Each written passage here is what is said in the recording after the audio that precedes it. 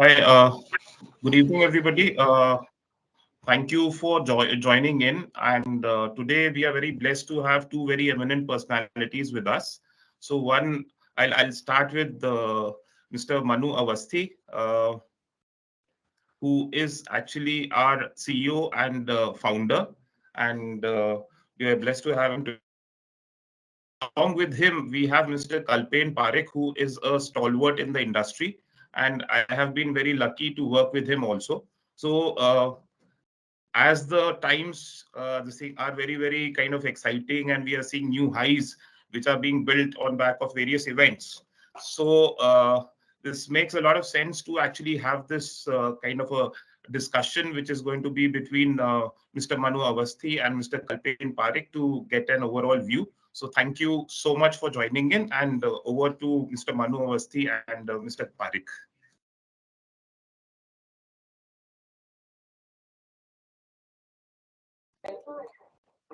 Thanks, Madas. Thanks for the nice introduction. Hi, Kalpen. I believe Kalpen will take about 2 minutes to join in. Sure. So we just got a call from his office. He'll join in like 2 minutes or so. Done. I'm sure for all the people who have joined in for this particular session, it will be insightful, and we will try to take up questions which are very fundamental, very essential things to reckon with at this juncture. Markets are at a very interestingly poised situation where we are seeing almost every day making a new high. Uh, Across market capitalizations, we are seeing movement, be it mid cap, small cap, or large cap. Debt is also at a very well poised position. Gold has been of late almost at a all-time high globally, and so is real estate as an asset class. So, I mean, for an investor, there are multiple choices at this juncture basis is asset allocation. So, but what is it that we need to really look at and do? And especially from a equity standpoint is what me and Kalpen are going to discuss in today's session. Hope you find it interesting. I'm just waiting for Kalpen to join in, and we will start immediately.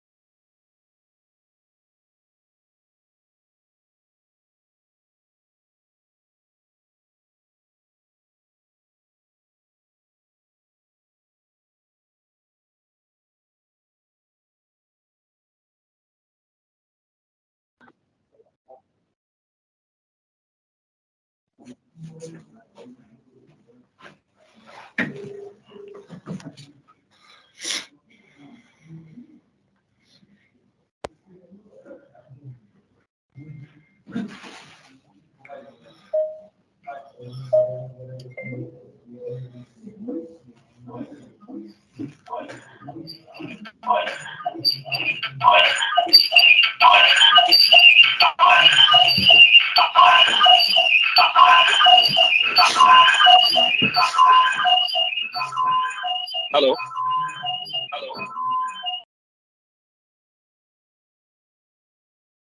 So Manu, Kalpen has joined in. Hi, Kalpen. How are you? Hi, I'm fine, Manu. How are you? Hi, Kalpen. Hi. Hi. So I believe you are on a move right now. Are we on track? So actually, I had gone for a meeting, and normally it takes 20 minutes to commute, but there's a lot of traffic, and I would have taken the train, but I suddenly realized my iPad doesn't have charge. So I need to be in Okay. the car Okay. so Okay. that I can talk. Yeah, and I didn't want to delay you. Sorry for that. But Okay. I hope No, I'm clear. no issue. So, Kalpen, over close to 150 people are already there on the call, and they have been there for some time. So, without Sure. any delay, we will start. I mean, just again, for the people who have recently joined in, just a quick round of reintroduction. So, I'm Manu Avasthi. I'm the founder and CEO of Centricity Wealth Tech. With me is an industry veteran. He has been in the industry for almost 25 years. Right now, he's the CEO of DSP Mutual Fund. Prior to that, he was with IDFC and a couple of other asset management company. Well, I'm sure Kalpen really doesn't need any introduction, and he has been one of the cornerstones of the industry. So today we are at a very interesting time, and there are a lot of questions which are coming up. A lot of people have thoughts in their mind.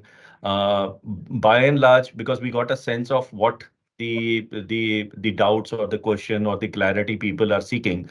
So I will probably keep this interaction very crisp, try to cover multiple points in 3 to 4 questions primarily, so that Kalpen can give adequate time to the broader aspects that one should look at in this current market.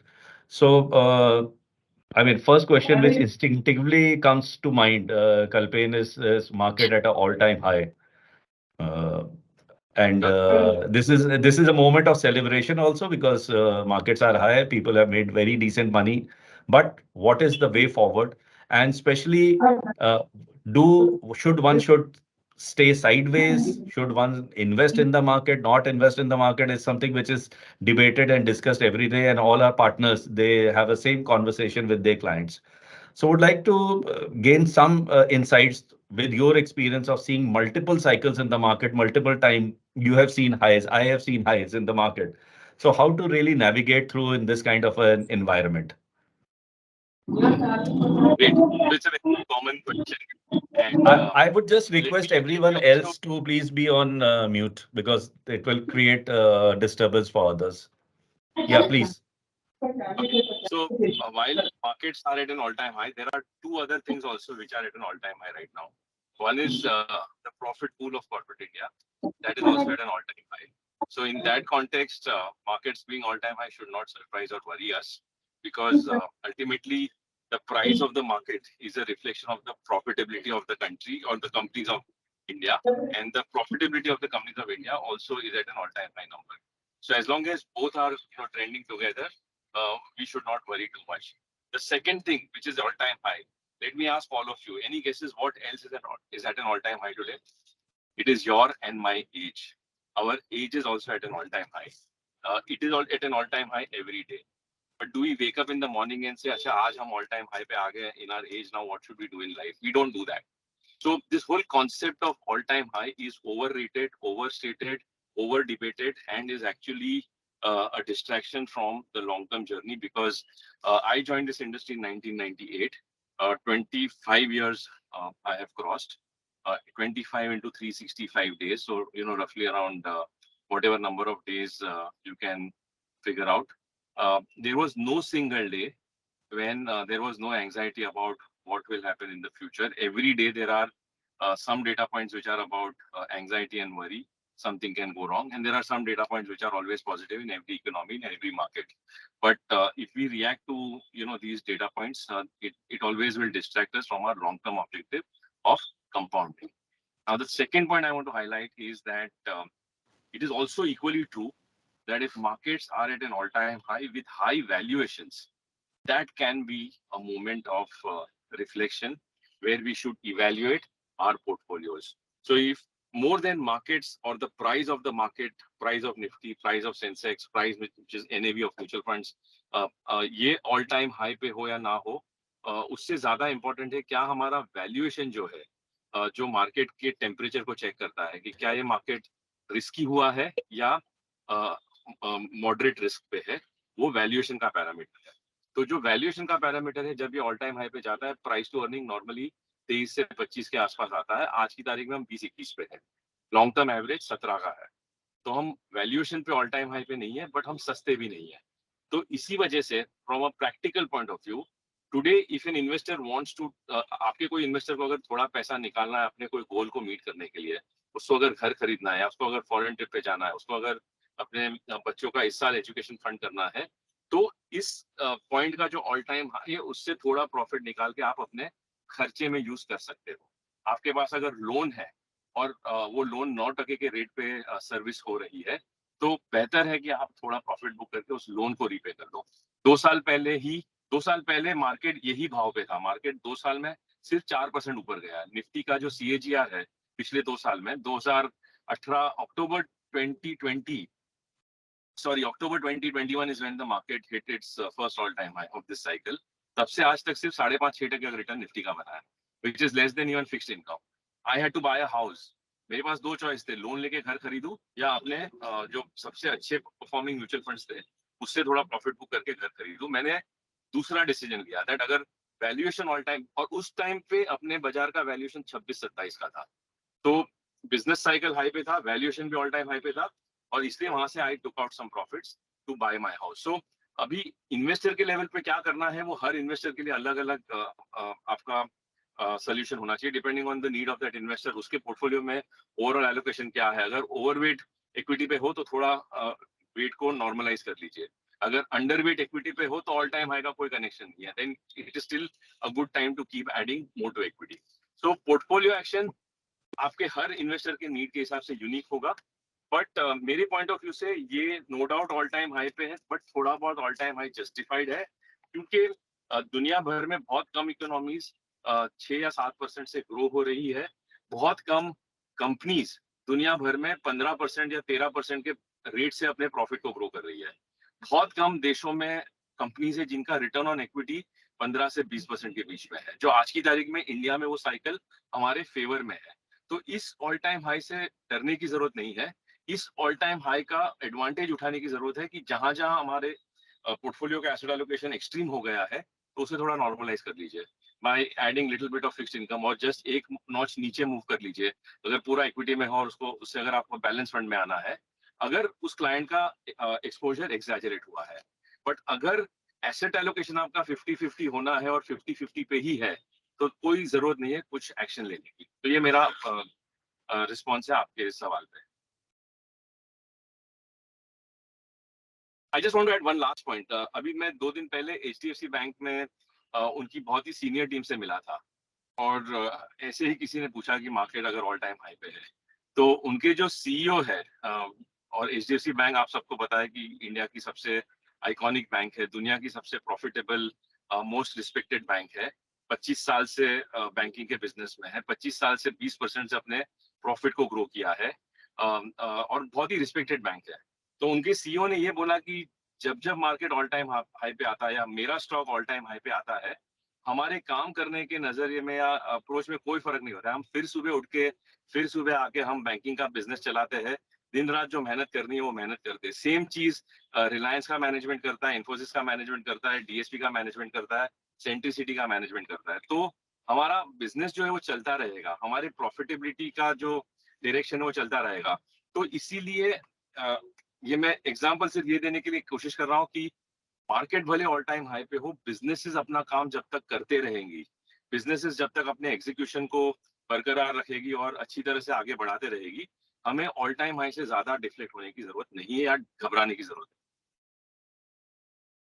Thanks कल्पेन।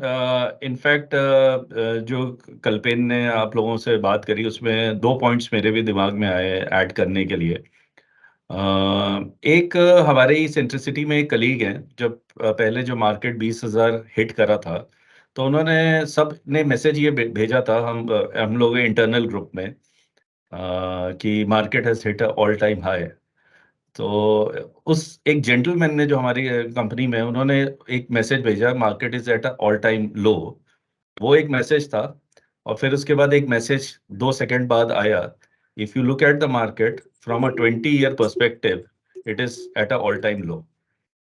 दूसरी चीज मैं आप लोगों से एक चीज share करना चाहता हूं जो आई एम श्योर कल्पेन उस चीज को वैलिडेट करेंगे। हमने एक 2004 टू 2007 दिसंबर या 2008 अर्ली का सेक्युलर बुल रन देखा था इंडियन मार्केट पे।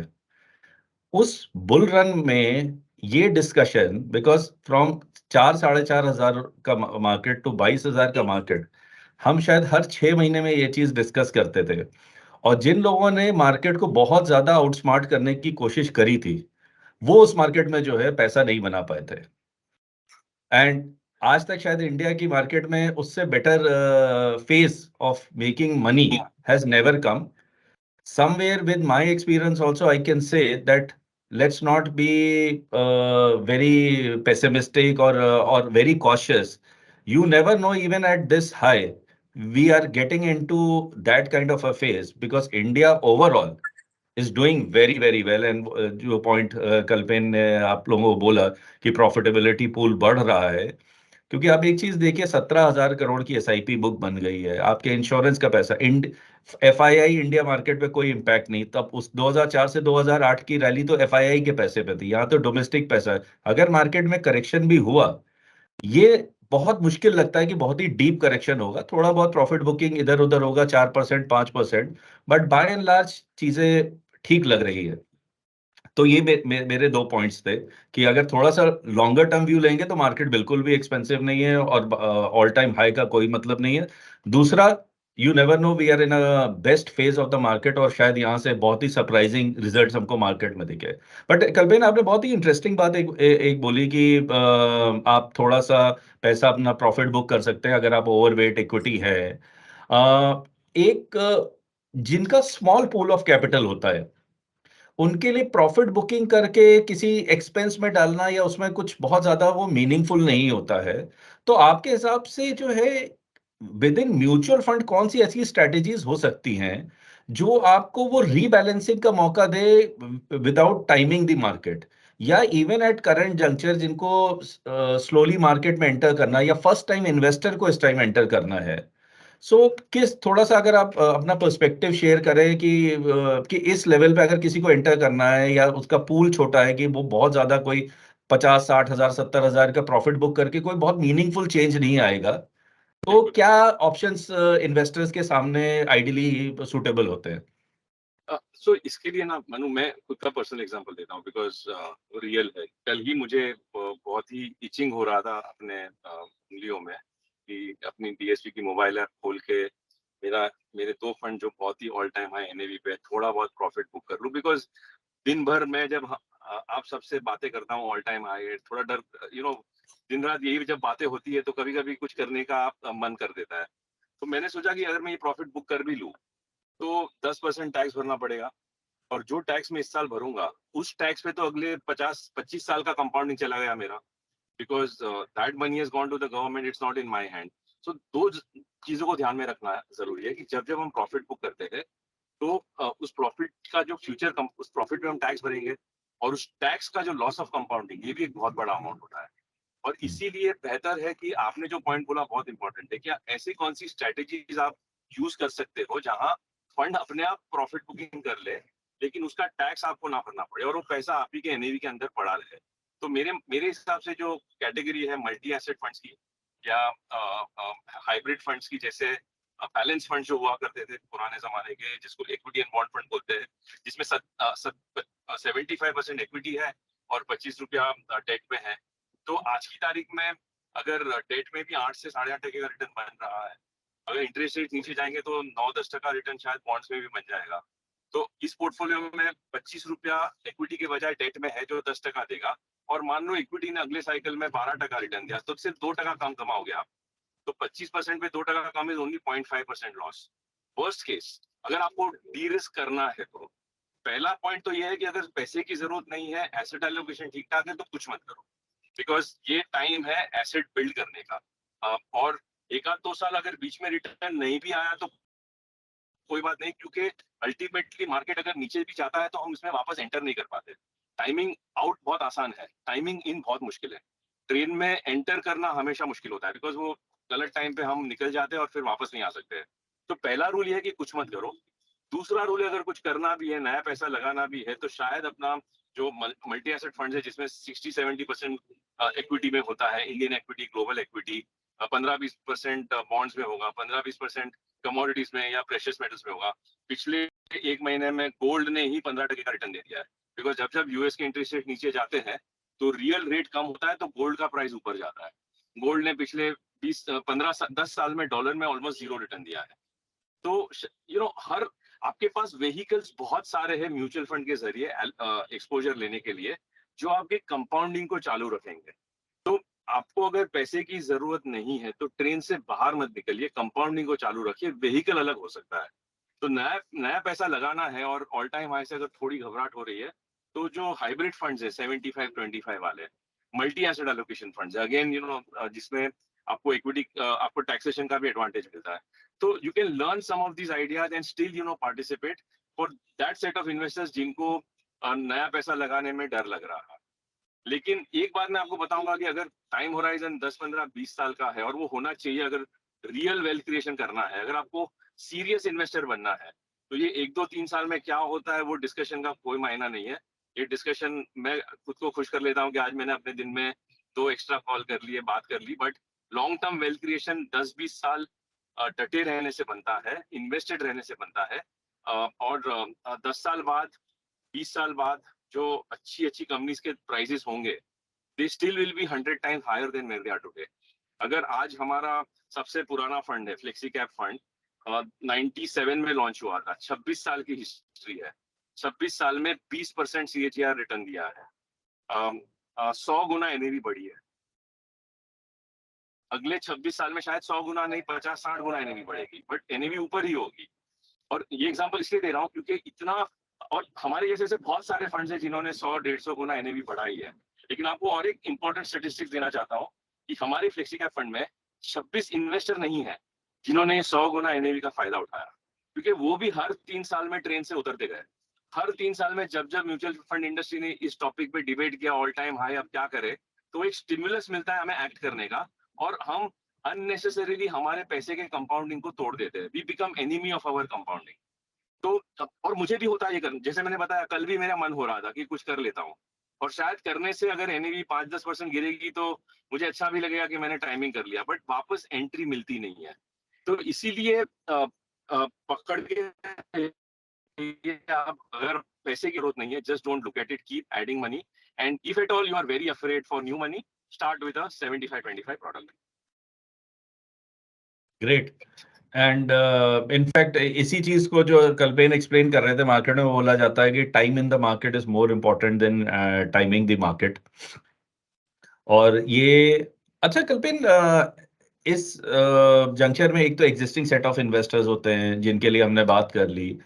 अब 2 क्वेश्चंस और आते हैं इसी से रिलेटेड.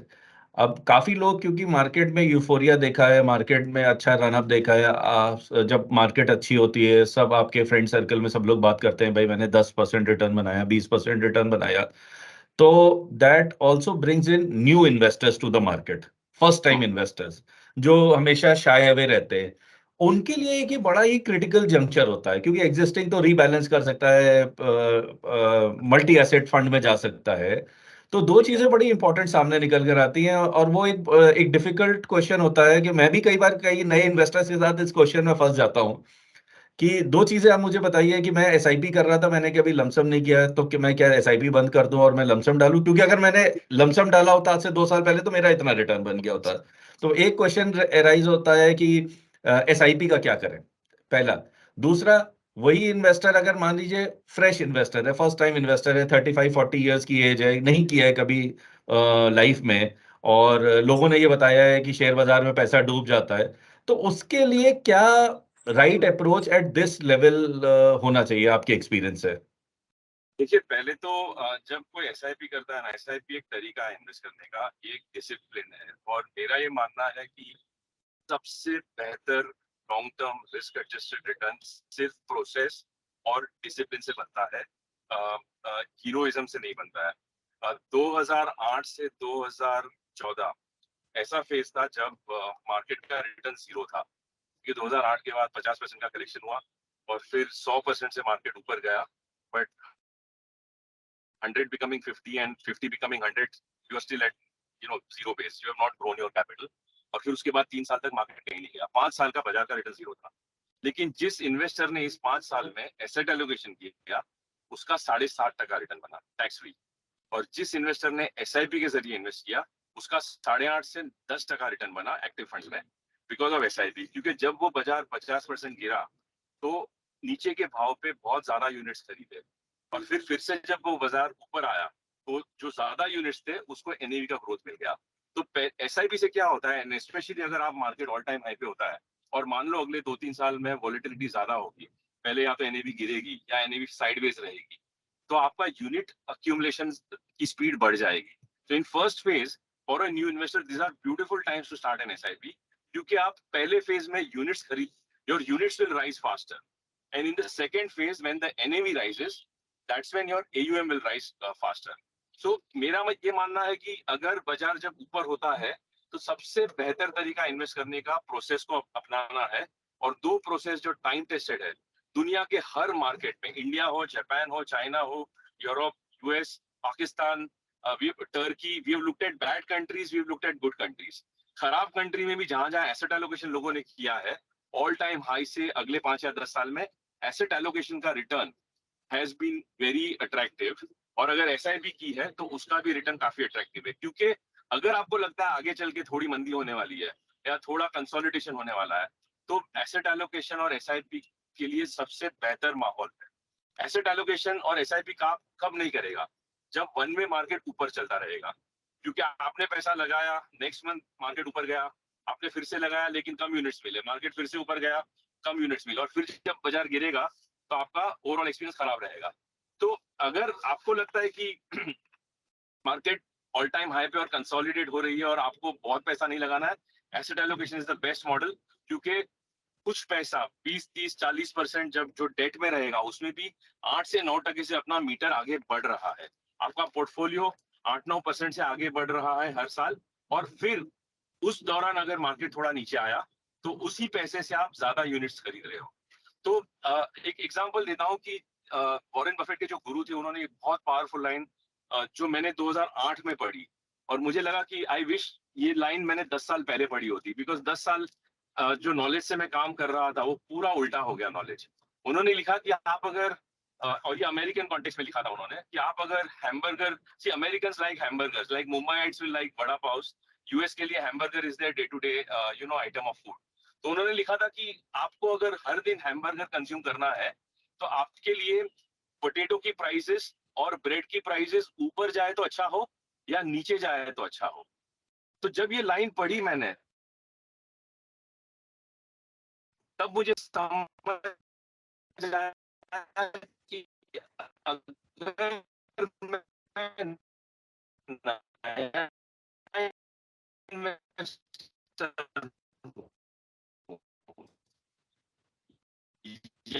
मंदी को अगर प्रोसेस के हिसाब से सेलिब्रेट करना है तो वो सिर्फ एसआईपी उसे कर सकती है और एसेट एलोकेशन उसे कर सकती है. तो I think Manu, my answer is that नया पैसा, एसआईपी और एसेट एलोकेशन, ये दो को पकड़ लो, everything will be smooth. Completely agree. और मैं अपने पार्टनर्स के साथ ये भी व्यू शेयर कर सकता हूँ कि मैं पर्सनली जब से मैंने जॉब करना शुरू किया था, ऑलमोस्ट 2002 से एसआईपी ही कर रहा हूँ. मैं कुछ भी फैंसी नहीं करता हूँ अपने पोर्टफोलियो पे, और बहुत ही comfortably high double digit compounded return आपका बन जाता है, क्योंकि मेरा बना है. तो उसमें मैं कोई इसमें इस स्टेटमेंट में कोई डाउट या कोई क्वेश्चन नहीं है. एसआईपी से ज्यादा बेटर तो कुछ है ही नहीं, ना हुआ है, क्योंकि it is the most logical thing. और स्पेशली जो लोग एप्रिहेंसिव हैं, जो कल्पेन ने एग्जांपल दिया कि आप यूनिट हायर वैल्यू पे खरीद रहे हो, लेकिन ऐसा अगर आप वोलेटिलिटी एक्सपेक्ट कर रहे हो तब तो एसआईपी और ज्यादा बेटर होगी, क्योंकि आपकी प्रोबेबिलिटी नीचे के दामों पे फंड खरीदने की बढ़ जाती है. तो आपका accumulation at a lower price is higher. तो जो आदमी ज्यादा एप्रिहेंसिव है या कॉशियस है, apprehensive is not the right word, जो ज्यादा सतर्क है मार्केट में, उसको तो एसआईपी में ज्यादा ही विश्वास रखना चाहिए, क्योंकि उसी तरीके से आप टाइम कर सकते हो. वरना कल सुबह ना आपको पता है ना मुझे पता है कि बाजार कहाँ खुलेगा और कहाँ पे एंड होगा. तो इस वजह से इसको करने का कोई फायदा नहीं होता. लेकिन मार्केट ऑल टाइम हाई बात करते रहते हैं. इसके बियॉन्ड जो है, आज की डेट में आपको मार्केट में क्या पॉजिटिव फैक्टर्स दिखते हैं, और क्या पॉसिबली आपको कुछ रिस्क या अनसर्टेनिटी वाले फैक्टर्स आपको दिखते हैं मार्केट में? देखिए, मैं दो तरह से देखता हूँ. मैं एज एन इन्वेस्टर, और ये म्यूचुअल फंड का बहुत बड़ा एडवांटेज, हम बोलते हैं ना म्यूचुअल फंड सही है, क्यों सही है? बिकॉज आज की तारीख में म्यूचुअल फंड के जरिए आप इंडिया में और दुनिया में कोई भी स्टॉक खरीद सकते हो. तो आज जरूरी नहीं है कि मुझे इंडिया के ही स्टॉक खरीदने हैं. हमारे पास बहुत सारे फंड्स है जहाँ पे हम इंडिया के भी स्टॉक्स खरीदते हैं, और अगर यूएस और यूरोप और जापान में अच्छी कंपनी सस्ती मिलती है तो हम उसके भी स्टॉक खरीद लेते हैं. देखिए, हमें ये समझना जरूरी है कि जब हम म्यूचुअल फंड खरीदते हैं ना, तो हम बिजनेसमैन बन जाते हैं. हम ओनर्स ऑफ बिजनेस बनते हैं। जब हम स्टॉक खरीदते we become owners of a business. तो आज अगर अमेरिका में कुछ कंपनीज है जो 15 पी पे अवेलेबल है, जबकि इंडिया का मार्केट 20 पे है, तो मैं वहां का एक स्टॉक खरीद लूंगा। आज अगर यूरोप में 3 फार्मा कंपनीज और लग्जरी गुड कंपनीज है, लुई विटॉन और हर्मेस, तो मैं वहां से स्टॉक खरीद सकता हूँ। तो एक खाली ये एक्स्ट्रा पॉइंट मैं ऐड करना चाहता हूँ कि टुडे 5 साल पहले इंडिया में इंटरनेशनल इन्वेस्टिंग का अवेयरनेस बहुत कम था, और पिछले 5-6 साल में काफी बढ़ गया है, और पिछले 6-7 साल में बहुत सारी अच्छी कंपनीज दुनिया भर में जो है वो इतनी ऊपर नहीं गई है, तो वो भी आज सस्ते दाम पे अवेलेबल है। जो दुनिया की बेस्ट सेमीकंडक्टर कंपनी है वो 16 के पी पे अवेलेबल है, और उसने पिछले 20 साल में 19% से प्रॉफिट ग्रो किया है, और उसके स्टॉक ने 19% का रिटर्न दिया है डॉलर टर्म्स में। तो 19 नहीं भी दिया, उसने 11-12% भी दे दिया डॉलर टर्म्स में अगले 5-10 साल में, तो क्या बुरा है in today's context of inflation. दूसरा हमें ये जानना जरूरी है कि 10 साल पहले हमारा जो लाइफस्टाइल इन्फ्लेशन या कंज्यूमर इन्फ्लेशन था वो 9 से 10% था, और स्टॉक मार्केट का रिटर्न 15% हुआ करता था। तो इन्फ्लेशन के ऊपर हमें 5% मिलता था, तो हमारे दिमाग में 15% एंकर्ड है। आज अच्छी बात ये हुई है कि जो इन्फ्लेशन 10% हुआ करता था वो 5 पे आ गया है। तो इन्फ्लेशन के ऊपर हमें 4 से 5% कमाना है हमारे परचेसिंग पावर को बढ़ाते रखने के लिए। तो जरूरी बहुत है ये समझना कि हम इन्वेस्ट क्यों करते हैं। हम इन्वेस्ट इसलिए नहीं करते क्योंकि बैंकिंग स्टॉक्स अच्छे हैं, टेक स्टॉक्स अच्छे हैं। हम इन्वेस्ट इसलिए करते हैं क्योंकि हमें हमारे पैसे का परचेसिंग पावर बढ़ाते रहना है हर साल में, और वो तभी हो सकता है जब हम और परचेसिंग पावर का मतलब क्या है? परचेसिंग पावर हम क्यों होते हैं? क्योंकि इन्फ्लेशन होता है। इन्फ्लेशन का फायदा किसे मिलता है? कंपनीज को मिलता है जो अपने प्रोडक्ट्स को हर साल 5% से प्राइस हाइक करके बेचते हैं। तो जब कंपनीज को इन्फ्लेशन का फायदा होता है और हमें नुकसान होता है, इसको इन्वर्ट कैसे करेंगे? By becoming owners of businesses. So that ये एक फंडामेंटल कॉन्सेप्चुअल पॉइंट है कि only by becoming owners of business हम हमारे लॉन्ग टर्म कैपिटल का परचेसिंग पावर सस्टेन कर पाएंगे। नाउ सेकेंड पॉइंट इज, आज की तारीख में इंडिया में बहुत सारे डोमिनेंट सेक्टर्स है, विनिंग सेक्टर्स है, और अच्छी कंपनीज है। इंडिया के बाजार में 25 से 30% कंपनीज बैंक्स और एनबीएफसीज है। पिछले 4 साल में काफी सारी बड़ी बड़ी बैंक्स है जिनकी बिजनेसेस में 20% से प्रॉफिट ग्रो हुआ है या 15% से प्रॉफिट ग्रो हुआ है, लेकिन उनके स्टॉक्स 4 साल से कहीं नहीं गए हैं। तो ये एक अपॉर्चुनिटी है जहां पे बिजनेस अच्छे हुए और वैल्यूएशन सस्ता हुआ है। ये स्टॉक्स ने 4 साल से रिटर्न क्यों नहीं दिया? बिकॉज 4 साल पहले ये महंगे हो गए थे, इनका वैल्यूएशन थोड़ा इरेशनल हो गया था, इनके आसपास स्टोरी टेलिंग बहुत ज्यादा हो गया था, बहुत ज्यादा पैसा लोगों ने लगा दिया था, तो वो अब लो साइकिल में आ चुके हैं। तो जब बाजार भले ऑल टाइम पे है, लेकिन कुछ कुछ बड़े स्टॉक्स और सेक्टर्स अपने लो साइकिल में है, और ये हमारे लिए बहुत बड़ी अपॉर्चुनिटी। आज अगर एचडीएफसी बैंक है, कोटक बैंक है, आईसीआईसीआई बैंक है, lot of these banks are 14-15% return on equity, 13 to 15% profit growth rate, 2-2.5 के प्राइस टू बुक मल्टीपल पे मिल रहे हैं। तो ये यहाँ पे, और ये मार्केट का 25% वेट है, तो यहाँ पे अपॉर्चुनिटी हमारे हिसाब से। दूसरा, इंश्योरेंस कंपनीज में 25% से वॉल्यूम ग्रोथ और प्रॉफिट ग्रोथ हुआ है पिछले 5-6 साल। लेकिन ये भी जब लिस्ट हुए थे तो महंगे भाव पे लिस्ट हुए थे, तो 3-4 साल से या तो इनका रिटर्न नेगेटिव है या जीरो है। तो यहाँ पे अपॉर्चुनिटी बिल्ड हो रही है, और हमारे बाजार का 30-35% वेट ये बकेट में है। दूसरा बड़ा कंपोनेंट जहां पे इंडियन कंपनीज डोमिनेटिंग या डोमिनेंट है वो है health care. Health care sector is the pharmacy of the world, Indian health care sector. Now 2015 में ये सेक्टर पीक हुआ था। 15 से 5 साल की मंदी हुई थी यहाँ पे, 5 साल तक रिटर्न जीरो या नेगेटिव था, और फिर कोविड के चलते थोड़ा बहुत इसमें रिवाइवल हुआ, और इस साल पिछले 2 महीने में some of the stocks have started moving up. तो ये सेक्टर में भी अपॉर्चुनिटी है, जहां पे Indian companies are growing at 12 to 15%। तो जो प्रॉफिट ग्रोथ रेट है वो तो हमें मिलना ही है इफ वी रिमेन इन्वेस्टेड। तो ये what I am trying to say is that India की कंपनीज अपने बिजनेस मॉडल्स को बेहतर बना रही है हर साल। हमारे टेक्नोलॉजी का इनोवेशन जो हो रहा है, हमारे कंपनीज की जो एक्सपोर्ट ग्रोथ हो रही है, इस सब का फायदा शेयर होल्डर को मिलेगा। फिर तीसरा सेक्टर जो रेलेवेंट है वो है auto sector. Auto sector business cycle 5 साल के लो पे है। आज की तारीख में इंडिया जितने 2 व्हीलर साल में बेचता है, 4 व्हीलर्स जितने बेचता है, ये नंबर 2011 में भी यही था। तो 10 साल का साइकिल का स्लो डाउन से हम बाहर निकल रहे हैं। तो जब आप बिजनेस साइकिल से, भले मार्केट का हाई है, लेकिन ये बिजनेस साइकिल के लो पे जब आप कंपनी खरीदते हो, जब साइकिल इंप्रूव होती है, तो जो प्रॉफिट ग्रोथ मिलेगा हमें इन कंपनीज में, ये 10-12% का प्रॉफिट ग्रोथ रेट नहीं होगा, ये 20 से 30% का प्रॉफिट ग्रोथ रेट होगा। चौथा बड़ा कंपोनेंट जहां पे इंडिया में बहुत ज्यादा हद में प्रॉफिटेबिलिटी का ग्रोथ होने वाला है वो है इंजीनियरिंग, इंडस्ट्रियल्स और इंफ्रास्ट्रक्चर का। 2008 में हमने बहुत बड़ा नुकसान किया एज एन इंडस्ट्री और as investors in bad infrastructure companies. उस दौरान बहुत सारी कंस्ट्रक्शन कंपनीज या इंफ्रास्ट्रक्चर कंपनीज थी जिनके बैलेंस शीट पे बहुत सारा डेट था, तो 15 साल में इन कंपनीज के बिजनेस मॉडल्स वाइप आउट हो गए। लेकिन इस साइकिल की इंफ्रास्ट्रक्चर कंपनीज जो है ये सब 15-20% आरओई वाली कंपनीज है जिनके बैलेंस शीट का डेट जीरो है। सीमेंस, एबीबी, एल&टी, आप कोई भी कंपनी ले लो, दे आर रनिंग। तो key point that I am trying to highlight is कि इस साइकिल में 5 साल या 10 साल पहले जब जब ऑल टाइम हाई होता था, कंपनीज की बैलेंस शीट पे डेट हुआ करता था, आरओई पीक पे थे। तो जब आरओई पीक पे है तो वहां से नीचे ही आने वाले होते हैं। इस बार आरओई लो साइकिल में है तो यहाँ से इन्फ्लेक्शन हो रहा है। So there are lot of this pockets of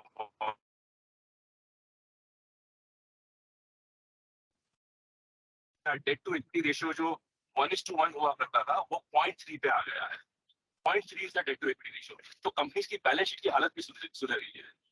तो आप सेम भाव भले 3-4 साल पहले निफ्टी 21,000 पे था और आज भी 21,000 पे है, लेकिन उस 21,000 का क्वालिटी और आज के 21,000 की क्वालिटी में फर्क है। क्वालिटी में फर्क है, बिजनेस साइकिल में फर्क है, और इसीलिए ये डरने की बात नहीं है। मैं आपको इसलिए नहीं बोल रहा हूँ क्योंकि मुझे हर दिन ये बोलना है कि every day is a good day to invest, but I think like Manu said 5-10% correction जो पार्ट ऑफ द गेम है, it is the price to pay to earn that 4% extra return over bonds. You cannot wish that away. उसके अलावा कोई बड़ा झटका नहीं दिख रहा है। और ये 3-4 जो बड़े बड़े सेक्टर्स मैंने आपको बताया, 3 of these sectors are coming out of a low cycle. तो यहाँ पे प्रॉफिटेबिलिटी का रिस्क नहीं है। दूसरे 1-2 सेक्टर है जैसे आईटी है, या again some pockets of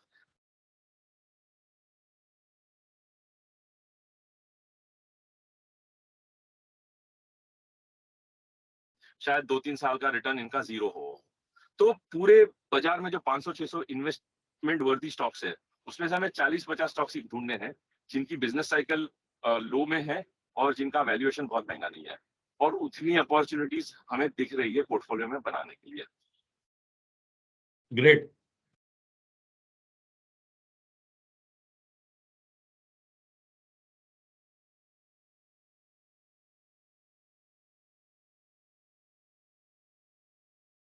Manu sir, you are muted. Sorry, I was saying these 4 sectors, banking, Manu sir, pharma. you are on mute. Manu is on mute. I am so sorry, मैं mute पे चला गया था। हाँ, सो मैं ये कह रहा था कल्पेन कि आपने जो सेक्टर्स पे व्यू दिया है, I mean that is very informative. लेकिन एक चीज, जब हम सेक्टर्स की बात कर रहे हैं, ग्रोथ की बात कर रहे हैं, तो एक चीज हमने और देखना पड़ेगा कि कंपनीज अपना रिटर्न का टारगेट बनाती हैं कि हम इतने % पे ग्रो करेंगे, हमारा हमारा बिजनेस ऐसे इवॉल्व होगा। एक बहुत ही इंटरेस्टिंग फेज मैंने अपनी लाइफ में देखा है प्रोफेशनली, कि गवर्नमेंट ऑफ इंडिया भी अपना टारगेट देती है $3 ट्रिलियन इकोनॉमी, $5 ट्रिलियन इकोनॉमी। ये बहुत ही इनकरेजिंग होता है। तो कहीं ना कहीं ऐसा भी लगता है कि even the entire machinery is working, it is not only the businesses. तो ये जो एक ग्रोथ है कि आज की डेट में हमने जो रिटर्न्स इन्वेस्टर्स ने बनाए हैं उसमें काफी हद तक पॉलिसी और इन सब का पार्टिसिपेशन रहा है। आगे अगर ये एक जर्नी अकम्प्लिश करते हैं जिसमें सबका बेनिफिट होता है, एक $5 ट्रिलियन वाली एक इकोनॉमी के लिए ग्रो करने के लिए, तो इसमें कौन सी ऐसी गलतियां हैं जो एक इन्वेस्टर को अवॉइड करनी चाहिए, और क्या फैक्टर्स हैं जो इस ग्रोथ को जो है लीड करेंगे आपके हिसाब से? Probably this is my the last question for the evening, so some perspective on this side also, कि क्या $5 ट्रिलियन की इकोनॉमी में क्या गलतियां लोगों को नहीं करनी चाहिए कि आप इसमें से पार्टिसिपेशन में मिस कर जाएं, और क्या चीजें ऐसी होंगी जो आपके हिसाब से इसको लीड करेंगी for this growth? So Manu, give me half a minute. I am in the lift. I'll just go to my desk. Sure. And Done. So we are taking viewers 30-second pause. आप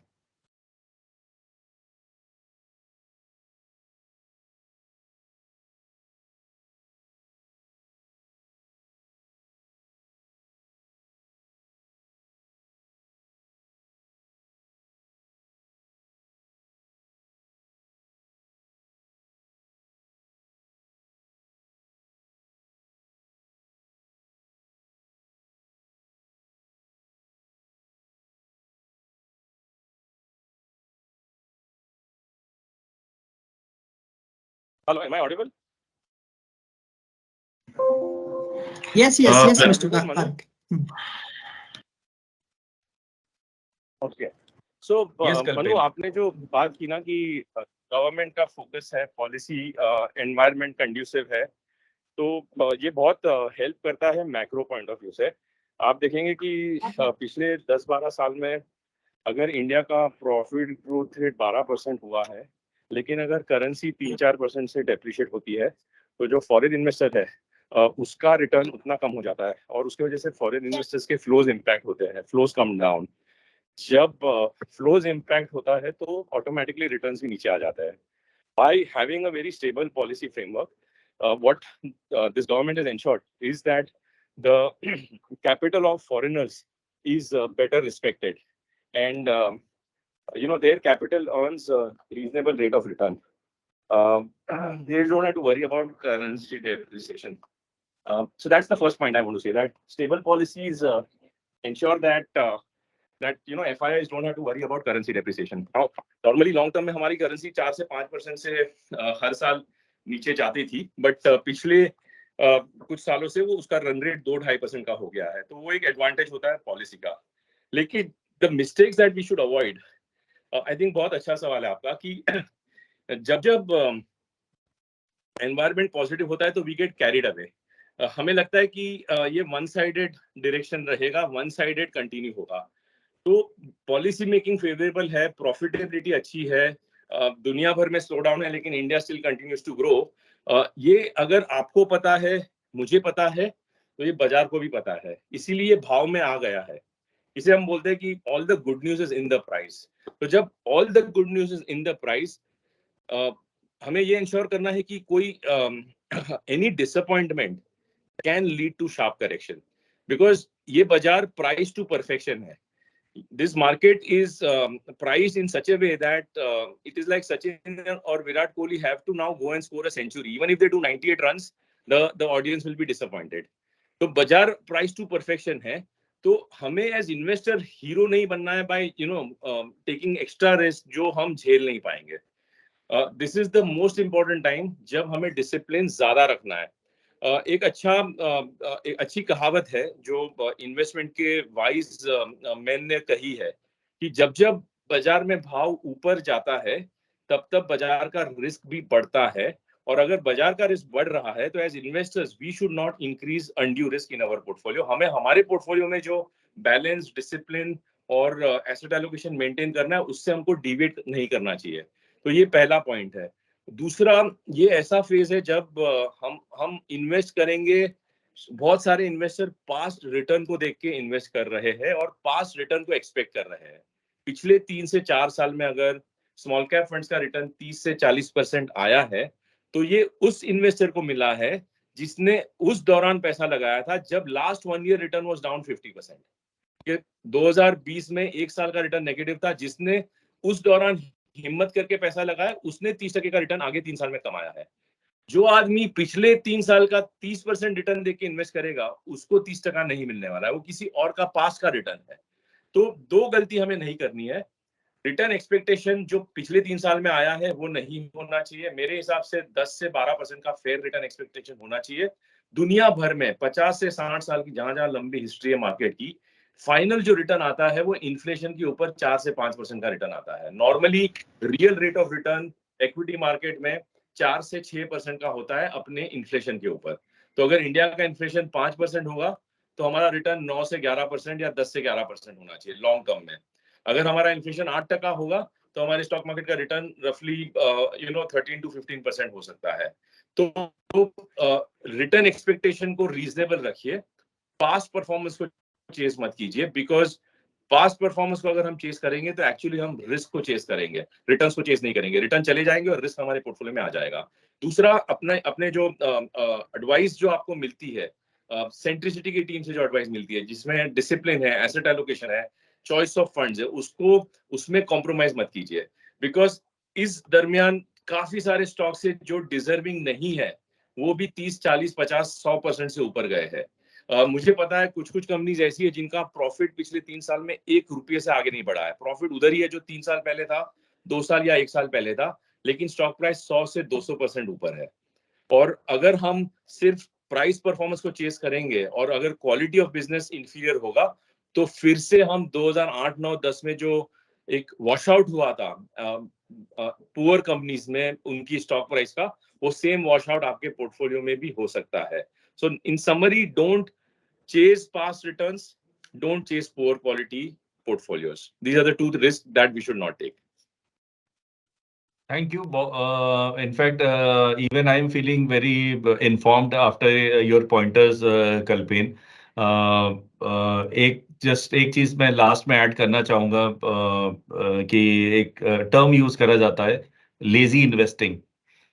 तो आप जितना आराम से invest करेंगे, जितना patiently invest करेंगे और हर चीज को आउटस्मार्ट करने की कोशिश नहीं करेंगे, उतनी ही आपकी probability of making a superior return will increase. And just stick to your risk profile and your asset allocation. That is the golden rule of making money in a long term period.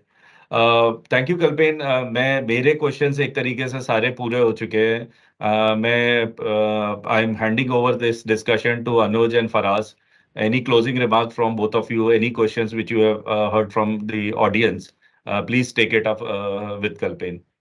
Manu bhai, Kalpen sir, what I'll request is if we can have a small 15-minute Q&A session for the benefit of everybody, that will be very, very helpful. Okay. So we'll take 5 questions from here, and because the time of both the gentlemen is very, very precious, so 5 questions. So and rest can actually type their questions and we will revert with an answer. In fact, काफी लोगों के question same हो गए, तो उनको आप लोग collectively एक क्वेश्चन फॉर्म करके जो है कल्पेन से शेयर कर सकते हैं.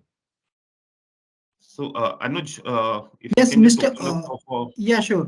So Mr. Siddharth Chauhan has raised his hand. Sir, please go ahead with your question.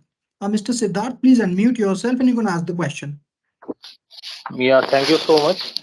Yes. First of all, मैं धन्यवाद देना चाहूँगा आप सबको इतने अच्छे सेशंस के लिए, एंड स्पेशली कल्पेन सर ने बहुत एनलाइटनमेंट दिया और मनु सर ने भी काफी अच्छी नॉलेज दी हम लोगों को. सर, मेरा एक सवाल प्रिसाइसली ये है कि एसआईपी इन्वेस्टमेंट में हमेशा ये बात कही जाती है कि अगर 3 साल के बाद आपकी एसआईपी अंडर परफॉर्म कर रही है और फिर आपको उसको स्विच कर लेना चाहिए from one fund to some other fund. तो मेरा सवाल प्रिसाइसली सर ये है कि कंपाउंडिंग, जैसे हम जानते हैं कि कंपाउंडिंग जब आप स्टे पुट रहते हैं एक फंड में लंबे समय तक, तब कंपाउंडिंग आपकी क्रिएट होती है. तो अगर हम स्विच करते रहेंगे from one fund to another fund just because कि हमें लगता है कि फंड परफॉर्म नहीं कर पा रहा है, तो कंपाउंडिंग क्रिएट कैसे होगी? अगर हम मान लीजिए 10 एसआईपी करते हैं और 20 साल का पीरियड उसमें गुजार देते हैं, I don't think compounding will lead up to anywhere for our advantage. तो इसमें मैं थोड़ा सा आपसे हेल्प चाहता हूं sir.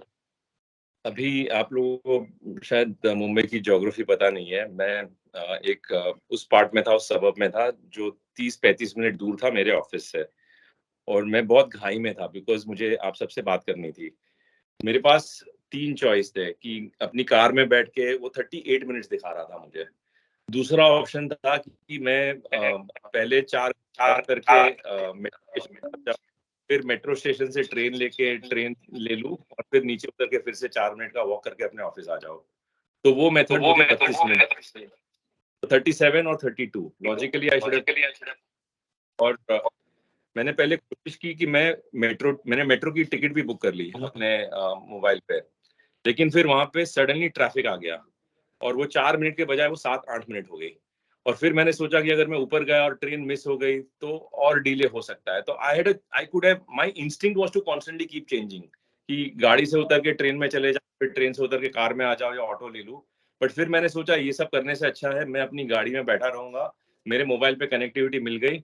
I did not change my track, I did not change my vehicle. मेरा आपके साथ बात करना भी हो गया और मैं 37 मिनट जो था उसमें ऑफिस भी पहुंच गया.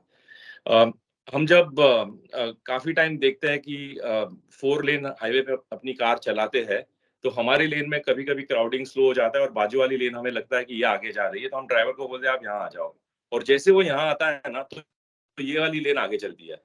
तो ये मर्फीज लॉ है इन्वेस्टिंग का भी कि जब आप जो फंड से निकलोगे most likely that fund will start doing well. ये मार्केट का तरीका है हमें और आपको ट्रैप करने का. ये एक बात बहुत अच्छी तरह से जान लीजिए कि मार्केट इज अनफॉरगिविंग. मार्केट में सबका पैसा कभी नहीं बनेगा. मार्केट में सिर्फ 10% लोगों का पैसा बनता है। 90% लोग अपने रिटर्न से डाइल्यूट करके वो 10% को रिटर्न बना के देते हैं। अब ये 10% का बिहेवियर क्या है? इस 10% का बिहेवियर है अच्छी गाड़ी में लंबे समय तक डटे रहना। वो गाड़ी चेंज नहीं करते हैं, वो ट्रैक चेंज नहीं करते हैं, वो ट्रांजैक्शन कॉस्ट इनकर नहीं करते, वो टैक्स नहीं भरते हैं, वो कंपाउंडिंग को बरकरार रखते हैं। तो आपको 90 में रहना या 10 में रहना, ये कॉल लेना है। जितना आप चर्न करोगे, आपका फायदा नहीं है, गवर्नमेंट का फायदा है, बिकॉज हर बार जब आप चर्न करोगे उतना आप कैपिटल गेन्स टैक्स भरोगे। और मान लो आपने 100 रुपए के प्रॉफिट पे 10% टैक्स भर दिया, तो 10 रुपया तो गवर्नमेंट को मिल गया। वो 10 रुपया जो आप उसके ऊपर जो कंपाउंडिंग का लॉस होगा वो कौन भरेगा? और दूसरा, हर फंड के परफॉर्मेंस की साइकिल होती है। एज लॉन्ग एज आपका ओरिजिनल सिलेक्शन का थीसिस सही है, किसी भी, अगर कोई अच्छे फंड मैनेजर को आपने पैसा दिया है, अच्छा फंड मैनेजर 3-3 साल में बुरा नहीं हो जाता है। अच्छा प्लेयर लाइफ लॉन्ग अच्छा रहता है, अच्छा फंड लाइफ लॉन्ग अच्छा रहता है।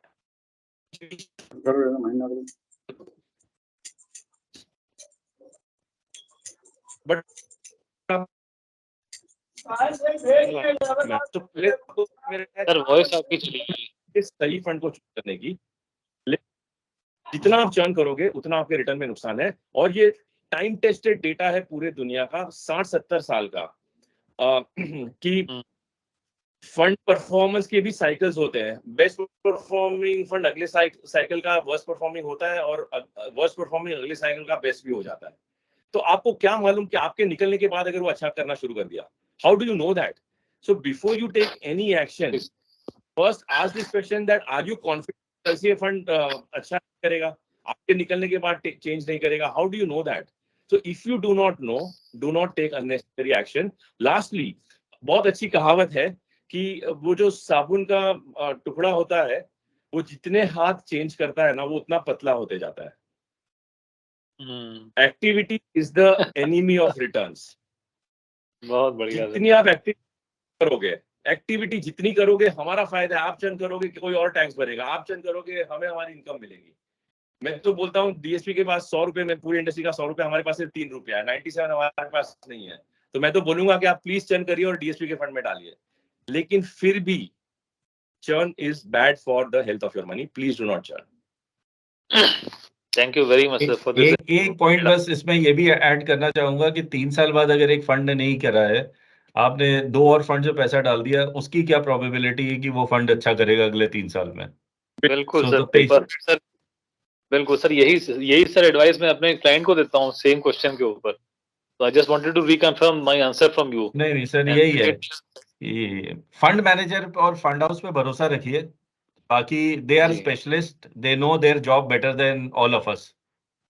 Yes truly sir, truly. Thank you very much. Thank you.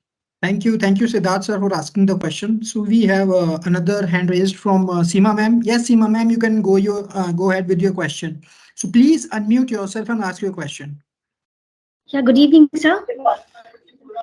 And thank you so much for this wonderful session. Sir, my question is कि जैसा आपने कहा कि past performance अगर हम देख कर दें कि पहले 30% या 25% का रिटर्न दिया है, तो व्हाट वी डू कि कुछ फंड्स ऐसे हैं जो हम पास्ट परफॉर्मेंस देखकर देते हैं। तो अगर हम सिर्फ पास्ट परफॉर्मेंस देखकर ना दे, तो व्हाट इज द स्ट्रैटेजीज, या फिर क्या एक वे है कि जिससे हम क्लाइंट को फंड सजेस्ट करें? देखिए, इसके लिए पहले तो एक बहुत ही आपने जो स्टेटमेंट दिया ना, और जो भी मैं आपको बोल रहा हूँ ना, मुझे भी 12-13 साल लगे ये गेम समझने में। पहले 13 साल तो मैं सब गलत चीज कर रहा था। पास्ट परफॉर्मेंस देख के हर वीक में पोर्टफोलियो चर्न किया करता था, बिकॉज म्यूचुअल फंड में काम करता हूँ तो मेरी मोबाइल ऐप पे I can keep shifting recklessly and randomly. Past performance जो होता है वो पास्ट को ही मिलता है। Past performance is not future performance. तो ये पहला रूल है कि पास्ट परफॉर्मेंस हमारा है ही नहीं। वेदर वो 10% हो, -5 हो, +30 हो, वो तो पास्ट का है। जिसने तब पैसा लगाया उसका है, तो उसका आगे के फ्यूचर के साथ कोई कनेक्शन नहीं है। लेकिन सिलेक्शन करने के कुछ रूल्स होते हैं, एंड अनफॉर्चुनेटली ये जो इन्वेस्टिंग का फील्ड जो है ना, ये डिटर्मिनिस्टिक फील्ड नहीं है, प्रोबेबिलिस्टिक फील्ड है। इसमें बहुत सारी प्रोबेबिलिटीज, बहुत सारे इवेंट्स होते हैं। ये भी पॉसिबल है कि जो बेस्ट फंड मैनेजर दुनिया का, शायद वो अगले 10 साल अंडर परफॉर्म करे। इससे वॉरेन बफेट के फंड ने 12 साल S&P को बीट नहीं किया, लेकिन वो 1 या 2 साल में उसने पूरा कैचअप कर लिया। अब वॉरेन बफेट जैसा फंड मैनेजर अपने 65 साल के जर्नी में 15-20 साल उसने अंडर परफॉर्म किया था। How do you and I know कि वो कब अंडर परफॉर्म करेगा, कब आउट परफॉर्म करेगा? तो ये आसान सवाल, ये बहुत ही मुश्किल सवाल है और इसका जवाब इतना आसान नहीं है कि मैं 2 मिनट में आपको एक्सप्लेन कर सकूं, और मैं अगर ओवर सिंप्लीफाई करूंगा तो वो भी गलत होगा। बट मैं कैसे इन्वेस्ट करता हूँ, मैं कैसे फंड सिलेक्ट करता हूँ?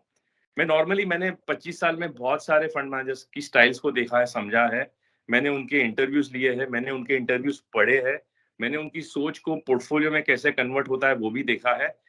मेरे हिसाब से मुझे कौन से मैनेजर्स अच्छे लगते हैं? जो ऑनेस्ट है, जो बैलेंस्ड है, जो हर साल वन साइडेड तेजी नहीं करते हैं, जो आपको ऑनेस्टली से बताएंगे कि अब मुझे बाजार में कहाँ रिस्क दिख रहा है और यहाँ मुझे अपॉर्चुनिटी दिखती है। वो पैसे को उसी तरह से इन्वेस्ट करेंगे। वो जब जब बाजार बड़े अमाउंट से गिरता है तब वो कम गिरते हैं, और उनकी जो फिलॉसफी है वो बहुत क्लियरली लिखी हुई होती है। There are very few fund managers जिनकी फिलॉसफी बहुत क्लियरली लिखी हुई होती है। तो मुझे अगर ऐसे 3 या 4 ही फंड मैनेजर चाहिए, मुझे ज्यादा नहीं चाहिए। और अगर मुझे ऐसे 4 फंड मैनेजर मिल गए तो मैं इन चारों को मिक्स कर लेता हूँ, बिकॉज इनकी स्टाइल भी थोड़ी अलग अलग होती है। किसी की ग्रोथ रिस्पेक्टिंग स्टाइल होती है, किसी की क्वालिटी को रिस्पेक्टिंग स्टाइल होती है, किसी की वैल्यूएशन रिस्पेक्टिंग स्टाइल होती है। तो इनको जब मैं मिक्स करता हूँ तो जब एक अच्छा करता है दूसरा खराब करता है, वो एवरेज आउट हो जाता है। दूसरा ये है कि जब जब ये मैनेजर अंडर परफॉर्म करते तब मैं ज्यादा पैसा लगाता हूँ। I invest in underperformance. I don't know if you heard, जब 2 साल पहले मैंने अपना घर खरीदा, मैंने 1 भी रुपए का लोन नहीं लिया।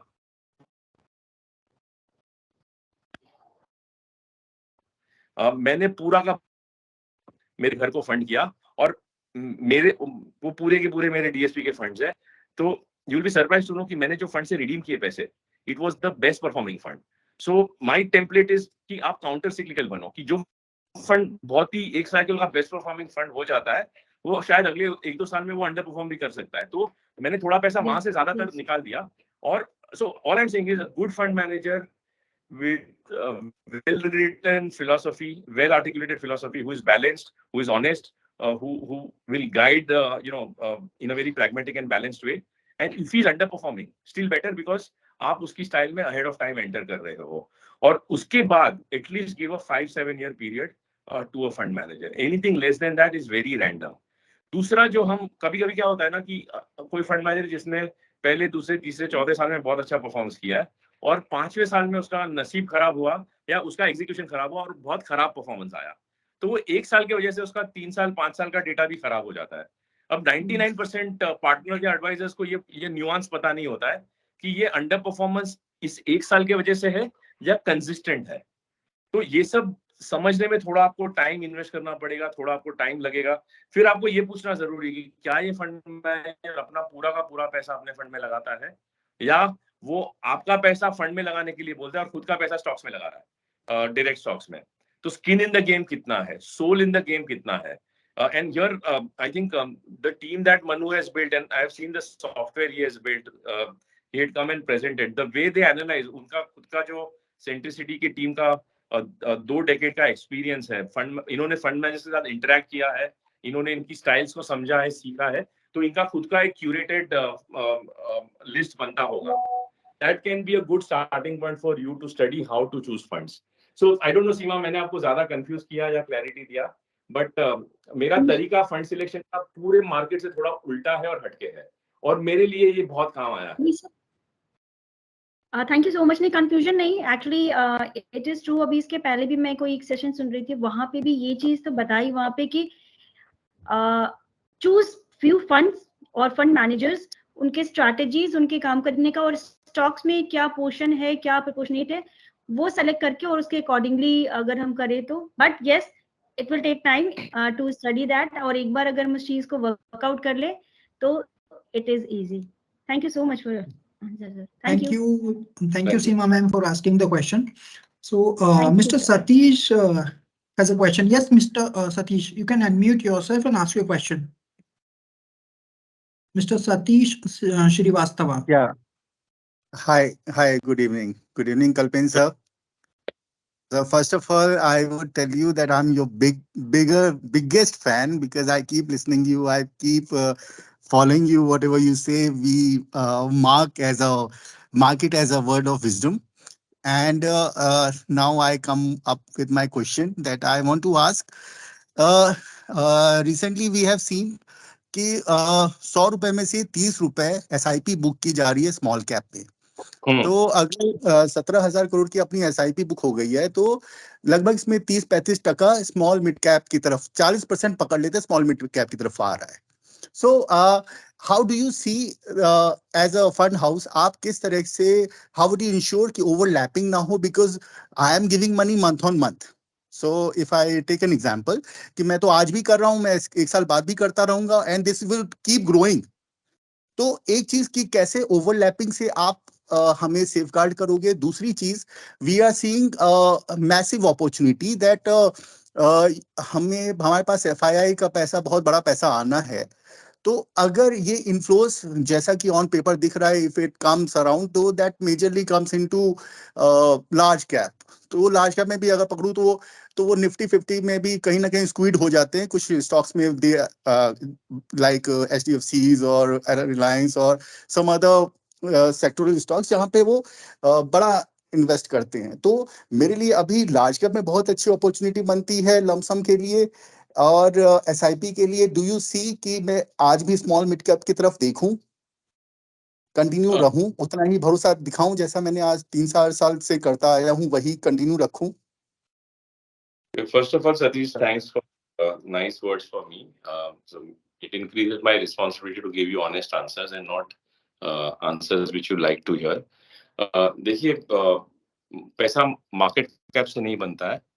Large cap, mid cap, small cap ये सेकेंडरी है। मेरा ये मानना है कि पैसा अच्छी कंपनीज में ओनर बन के बनता है और अच्छी कंपनीज को सही भाव पे अगर हमने खरीदा तो वैल्यूएशन और क्वालिटी ऑफ बिजनेस, ये दोनों पिलर जरूरी है।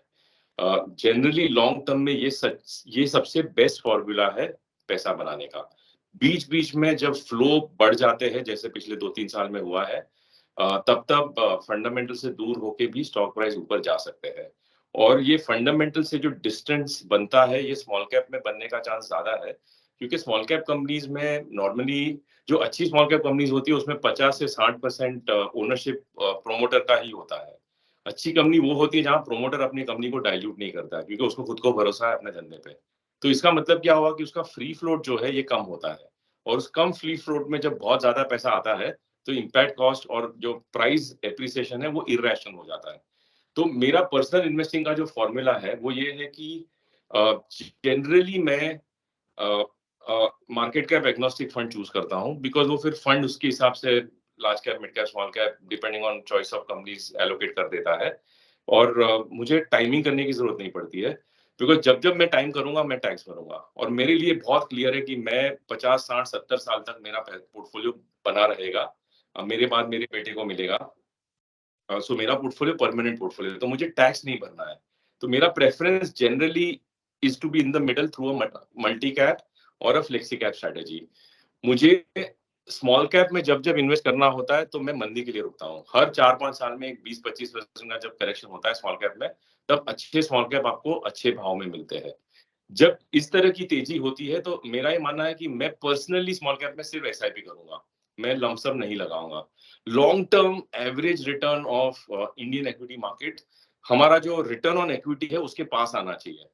Return on equity of corporate India रफली 15% है। अगर रिटर्न ऑन इक्विटी 15% है तो आपको एग्रीगेट पूरे पोर्टफोलियो पे 20-25% मिलना मुश्किल है। तो जब जब 3-4 साल में इतना ज्यादा रिटर्न बन गया, उसका ये भी मतलब है कि वो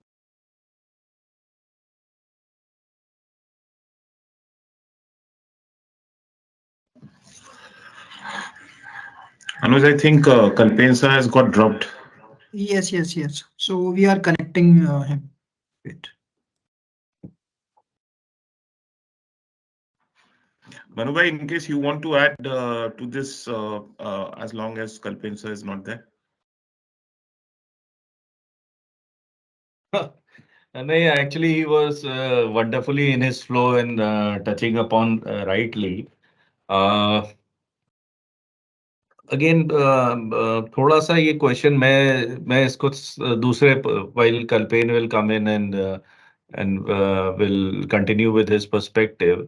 मेरा पर्सपेक्टिव जो है थोड़ा सा सब एसेट एलोकेशन लेवल पे शिफ्ट होता है, जिसमें हम कहते हैं कि हमें वाइल वी डू है ब्रॉडर एसेट एलोकेशन की डेट इक्विटी कमोडिटी रीट्स इन्वेट्स इन सब में कितना पैसा डालना चाहिए, लेकिन उतना ही इम्पोर्टेंट है कि हम जो है इक्विटी में मार्केट कैपिटलाइजेशन का भी एलोकेशन करके देखेंगे कितना पोर्टफोलियो मुझे स्टेबल रखना है, जो कि मेरा लार्ज कैप का पार्ट होता है, कितना मुझे मेरा वो कहाँ है देखो इधर। Guys, I request इधर ला दो everyone to इधर please यहाँ पे। stay on mute when मैं Mr. ढूंढता Manu फिर and हूँ Kalpen उसको। is speaking. तुम चली जाओ और मैं ढूंढ रहा यहीं पे उसको। छुपा के तो नहीं रवि रखा? थापा साहब प्लीज अपने आप को म्यूट कर लीजिए। हाँ, तो मैं ये कह रहा था कि उस टाइम जो है आपका अगर आपका एक एसेट एलोकेशन सब एसेट एलोकेशन जो मार्केट कैपिटलाइजेशन लेवल पे होता है कि large cap mid cap small cap पे कितना रहना चाहिए, अगर आपने वो भी स्टैब्लिश कर लिया है तो ये प्रॉब्लम अपने आप ही रिजॉल्व हो जाती है। और आपके कुछ fund manager specially flexi cap fund strategy जो होती है उसमें वो मार्केट कैपिटलाइजेशन अपने हिसाब से मार्केट को देखते हुए खुद ही प्ले आउट कर लेते हैं कि कब मुझे लार्ज कैप में ओवरवेट होना है, कब मुझे मिड कैप में बढ़ाना है, कब मुझे स्मॉल कैप में बढ़ाना है। तो अगर आपका सब एसेट एलोकेशन थोड़ा सा वेल डिफाइंड है तो ये प्रॉब्लम कभी नहीं आती है। और दूसरी चीज जो कल्पेन ने बात बोली है, मैं उससे बहुत ज्यादा वाकिफ रखता हूँ कि आपका जब कभी स्मॉल और मिड कैप में करेक्शन आए, that is the time when you have to accumulate the maximum, क्योंकि जो आउट परफॉर्मेंस स्मॉल और मिड कैप 10 से 15 साल में देता है वो somehow for the certainty of return, because हर चीज रिस्क रिवॉर्ड प्रीमियम पे होती है। तो अगर आप अपने को रिस्क अपने फेवर में अगर आप प्ले कर सकते हैं कि जब मार्केट कंड्यूसिव है या वैल्यूएशन जब कंड्यूसिव है, अगर आप उस टाइम एग्रीगेट करते हैं तो आपको थोड़ा टाइम पेशेंटली वेट करना पड़ता है। ऐसा नहीं है कि आपने इन्वेस्ट किया है, आज की डेट में मार्केट बड़ी इंटरेस्टिंग है, मैंने पैसा डाला और वो 10% बढ़ गया। ऐसी 2004 से 2008 के बुल रन में हुआ था, हर साल 30 40 50% मार्केट बढ़ रहा था, हर महीने 4-5% रिटर्न आ जाती थी। लेकिन वो चीज एक फेज के बाद जो है वो बिल्कुल जब करेक्शन हुआ था तो बिल्कुल डाई डाउन हो गई थी, एकदम से मार्केट ने 3-4 साल कोई रिटर्न नहीं दिया था। वैसे ही लेकिन जिसने उस फेज में एक्यूमुलेट करा जब मार्केट वीक थी, उसके जो रिटर्न्स आए वो बहुत ही डिसप्रोपोर्शनेट आए। तो मेरा सिंपल 2 पॉइंट्स है। एक, सब एसेट एलोकेशन देखिए at all given point in time कि मेरा लार्ज कैप मिड कैप और स्मॉल कैप में क्या एक्सपोजर है, और थोड़ा सा अगर मार्केट की वैल्यूज को अक्रॉस मार्केट कैपिटलाइजेशन अगर आप ट्रैक करेंगे तो आप बहुत आसानी से ये आइडेंटिफाई कर सकते हैं कि कहाँ पे वैल्यू उस टाइम ज्यादा है। और last but not the least, अगर आपको नहीं करना है तो I think so flexi cap funds are the best strategy to really play this out. कब रखे हो? So thank you Manu bhai for Can that someone answer. call Kalpen and just check Yeah, with him? we have called a DSP team, so he'll be joining in 2-3 minutes. Okay. Yeah, Manu just spoke to him. He's just joining in. Okay, So, no issue. in case we can एक take question और the पूछ next लो sir. question. Yes, ma'am. जी, Please go please. ahead. Seema ma'am, please go ahead with your question. Sir अगर जैसे suppose किसी का गोल 15-20 years के लिए है and he is planning for कि एसआईपी के थ्रू ही जाना है, तो हम उसके पोर्टफोलियो में कैसा सिर्फ स्मॉल कैप रखें, स्मॉल मिड कैप रखें, या हम सभी फंड्स का कॉम्बिनेशन करके दे सर? ये मेरे लिए कई बार कंफ्यूजन हो जाता है। मैम इसको मैं अपना आंसर देता हूँ क्योंकि मैं उसी तरह का इन्वेस्टर हूँ पर्सनली। मैं थोड़ा एग्रेसिव इन्वेस्टर हूँ पर्सनली। 15 इयर्स के मैं लिए पर्सनली थोड़ा एग्रेसिव इन्वेस्टर हूँ पर्सनली। अगेन ये सेंट्रिसिटी का व्यू नहीं है, ये किसी एडवाइजर का व्यू नहीं है, ये मेरा अपना व्यू अपने पोर्टफोलियो पे है। अगर मेरा एक्चुअली 15 से 20 साल का टाइम होराइजन है। जब मेरी बेटी पैदा हुई थी तो मैंने उसके नाम पे एसआईपी शुरू करी। जब मेरा बेटा हुआ था तब मैंने उसके नाम पे एसआईपी शुरू करी। मैं लार्ज कैप नहीं करता हूँ, अगर क्योंकि मेरा लॉन्ग टर्म व्यू बहुत है। मैं फ्लेक्सी कैप से मिड और स्मॉल कैप के बीच में रहता हूँ। 60-70% मैं फ्लेक्सी कैप स्पेस में रहता हूँ क्योंकि फंड मैनेजर से बेटर मार्केट को मैं तो नहीं केपेबल हूँ, एटलीस्ट मैं तो नहीं कर सकता हूँ day in day out basis पे एक फंड मैनेजर का जॉब। फ्लेक्सी कैप स्पेस 15 से 20 साल के हिसाब से स्टेबिलिटी स्टैंड पॉइंट से मुझे बहुत पर्सनली अपने लिए पसंद है। और मैं बहुत ही कंसिस्टेंट 20% एलोकेशन जो है हमेशा स्मॉल कैप में तो बना के रखता हूं, क्योंकि मेरा टाइम होराइजन है। तो मैंने अपने बच्चों के पोर्टफोलियो में तो उल्टा किया है ऑलमोस्ट। मेरे बच्चों के पोर्टफोलियो में जो है, मैंने तो ऑलमोस्ट मैं पर्सनली डेट में नहीं इन्वेस्ट करता हूं, मैं गोल्ड करता हूं और इक्विटी करता हूं, क्योंकि मेरा लॉन्ग टर्म व्यू है और मैं एसआईपी इन्वेस्टर ही हूं। तो मैं करीब बच्चों के पोर्टफोलियो पे तो मैंने 60 to 80% मैं स्मॉल कैप रखता हूँ, स्मॉल टू मिड रखता हूँ, और फ्लेक्सी कैप के थ्रू जो भी लार्ज कैप में 20-25%। मैं प्योर लार्ज कैप में नहीं जाता हूँ, क्योंकि इस टाइम पीरियड में probability of going wrong is almost 0.0001%। मतलब कि वो टाइमिंग इम्पैक्ट हो सकता है कि जिस साल आपको पैसा निकालना हुआ उस साल कोई बहुत मेजर इवेंट हो गया जिसकी वजह से करेक्ट हो गया। अदरवाइज इस टाइम होराइजन जब आप एनीथिंग ग्रेटर देन 10 years, मुझे पर्सनली नहीं लगता कि स्मॉल मिड कैप और फ्लेक्सी कैप पर्सनली मुझे बहुत ज्यादा अच्छा स्पॉट लगता है, क्योंकि वहां पे एक प्रोफेशनल फंड मैनेजर है, एक टीम है जो मैनेज कर रहे हैं, उनके market analytics, market data points, they are living the market day in day out. I think so उनसे अच्छा काम मैं तो नहीं कर सकता हूँ, at least I have no capability to match their expertise. So वो स्पेस मुझे बहुत पसंद है। मैं तो So, बस सर Kalpen वो sir is back now.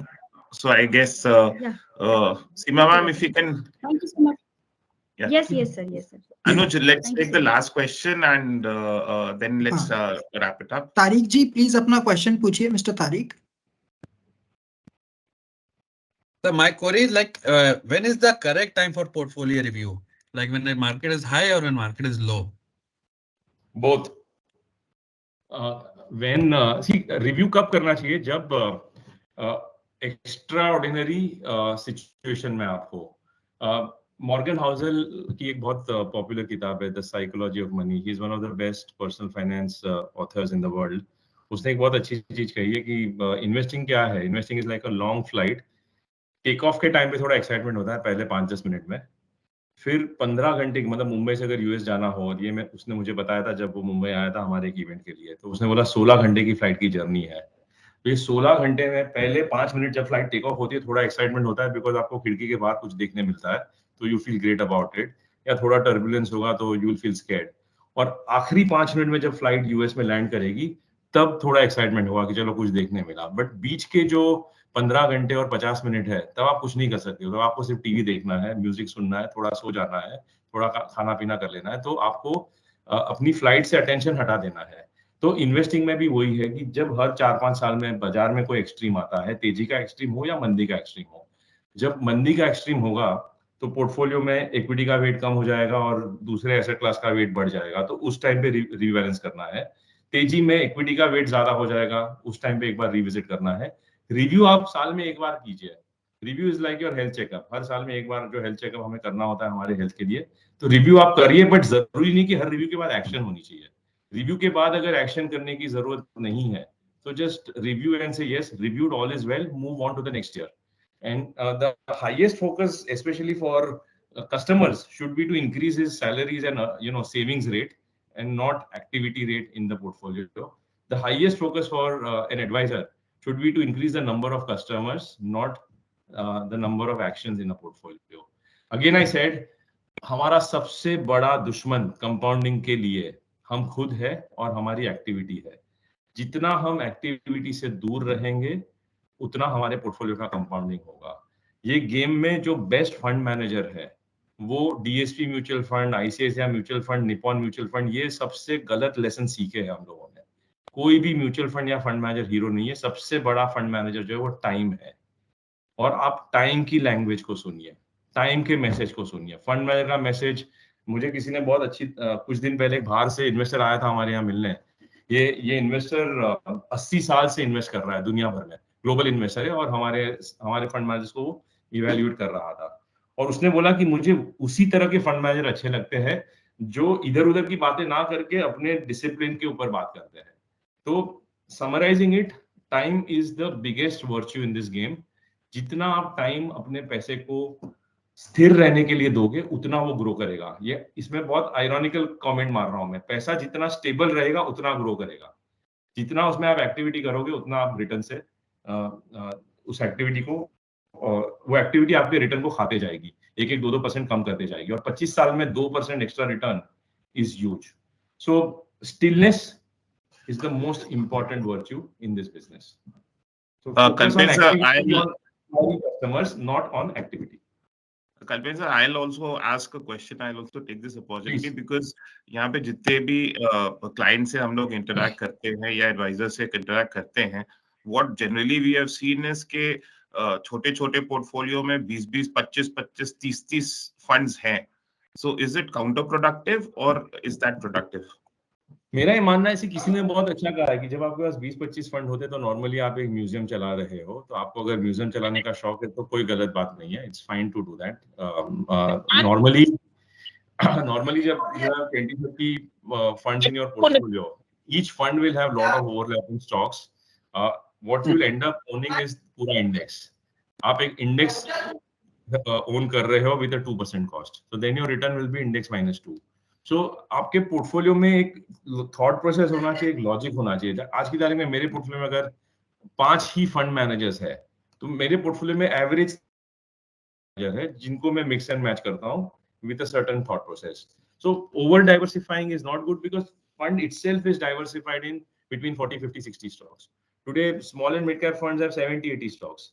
तो आप अगर 50 फंड्स या 30 फंड्स को रखोगे और हर फंड के पास 50 स्टॉक्स है तो आप कितना ओवरलैप कर रहे हो, तो उससे कोई फायदा नहीं होने वाला है. पोर्टफोलियो क्लीन होना चाहिए. किसी ने लिखा है, पीटर लिंच ने लिखा है, राइट, कि उतने ही फंड रखिए जितने, इट्स लाइक किड्स, इतने ही बच्चों को पैदा कीजिए जिनका आप ध्यान रख सकते हो और उनको बड़ा कर सकते हो. If you, and we don't have more than 2-3 kids, right. So even number of funds should be single digit, not double digit. Double digit return बनाना है तो number of fund single digit होने चाहिए. नंबर ऑफ फंड्स अगर double digit होंगे तो शायद return single digit हो सकता है. Wonderfully put, sir. Thank you. I think so. It's time to wrap up. I would actually like to thank Kalpen sir, Manu bhai for being on this session and giving us the words of wisdom. And I'd like to thank all the participants also कि आप लोग अपने वक्त आप लोग ने निकाला और आप लोग ने हम लोग को ज्वाइन किया. एंड हम लोग की सेंट्रिसिटी में यही कोशिश रहेगी कि कल्पेन सर जैसे दिग्गज आप लोग के पास वक्त पे लाते रहें और आप लोग को अपने इन्वेस्टमेंट डिसीजन में और आसानी और इन्फॉर्म डिसीजन लेने में हम आपकी मदद करें. So thank you so much everybody. और अगर आपका कोई किसी का क्वेश्चन रह गया हो, so please you can write it to us.